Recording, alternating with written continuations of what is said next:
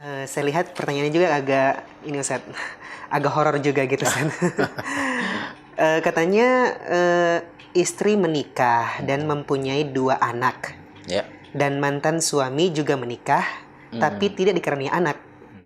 Ini apakah asbab dari yang ditanam dukun katanya ini Ustaz? Asbab yang ditanam dukun tersebut yang menyebabkan mantan suami tidak punya anak, sedangkan istrinya punya anak gitu. Ya. Mungkin ini masing-masing setelah berpisah Ustaz, dan masing-masing telah menikah, tapi sang istri dapat anak, sang suami enggak. Ini ada suuzon di sini Ustaz. Ya.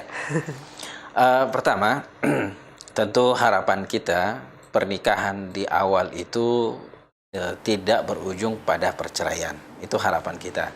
Namun ya tidak semua harapan seperti itu kenyataannya. Ada saja mungkin beberapa kendala yang terjadi belakangan yang membuat keluarga itu retak, dan keretakan keluarga atau bahkan berpisah dan cerai bukanlah akhir dari segalanya. Maka perlu diintrospeksi dan juga muhasabah. Namun secara umum talak ini atau cerai adalah hal yang dibolehkan dan ada panduannya di dalam syariat kita. Kalau wanita sudah selesai masa iddahnya, boleh dia menikah dengan laki-laki lain. Laki-laki tidak punya masa iddah, ya, kapanpun, ya, bahkan di saat sebelum istri cerai pun boleh menikah lagi, ya, dalam istilah poligami. Nah, namun tadi dalam pertanyaan disebutkan cerai kemudian laki-laki menikah dan tidak dikaruniai anak. Pertama, jangan suudzon terlebih dahulu bahwa ini adalah asbab daripada sihir atau dukun atau yang semisalnya. Karena tidak semua yang subur itu bisa berbuah. Ya, tidak semua, misalnya laki-laki normal punya sperma dan air mani yang baik, kualitas yang baik. Wanita juga rahimnya bagus, ovumnya juga, induk telurnya juga bagus, tapi belum tentu langsung terbuahi. Karena Allah Subhanahu wa taala yang menghendaki, ya, kapan jadi dan kapan yang tidak jadi. Yaj'alu man yasha'u aqima. Yahabu liman yasha'u inatha wa yahabu liman yasha'u dzukur wa yaj'alu man yasha'u aqima. Allah memberikan anak laki-laki kepada siapa yang dikehendaki, Allah memberikan anak perempuan kepada siapa yang dikehendaki, dan Allah juga tidak memberikan, ya, atau menjadikan seseorang itu tidak punya anak yang dikehendaki oleh Allah Subhanahu wa taala. Semua masing-masing berjalan, ya, sesuai dengan takdir Allah Azza wa Jalla.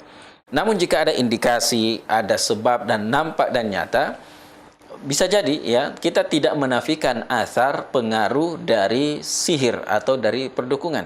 Bahkan menjadikan sebuah keluarga itu retak dan renggang, itu bisa jadi penyebabnya adalah sihir. Dan Allah Subhanahu wa taala sebutkan dalam surah Al-Baqarah terkait dengan sihir ini. Bahkan tujuan sihir awalnya memang adalah yufarriqu bainal mar'i wa zawjih. Memisahkan antara seorang dengan kekasihnya.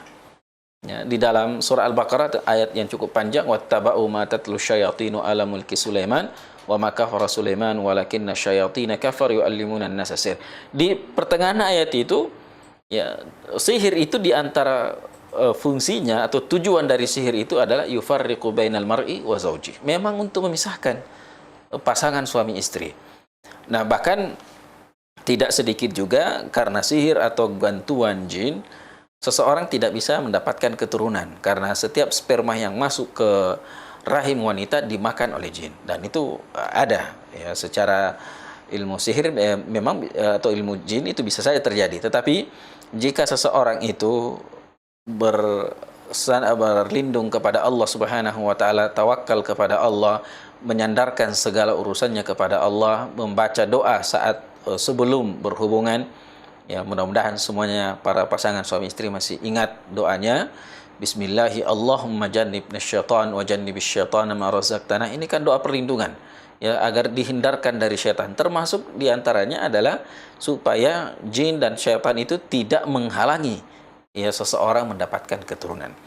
Namun hal ini tentu sebagaimana kita sebutkan di awal tidak boleh menuduh, ya, atau tidak boleh berprasangka, ya, bahwasanya ini akibat ini, kecuali betul-betul ada fakta atau ada tanda, ada indikasi dan bukti-bukti terkait hal itu, maka wajar dan bisa diobati insya Allah dengan diruqyah dan yang lainnya.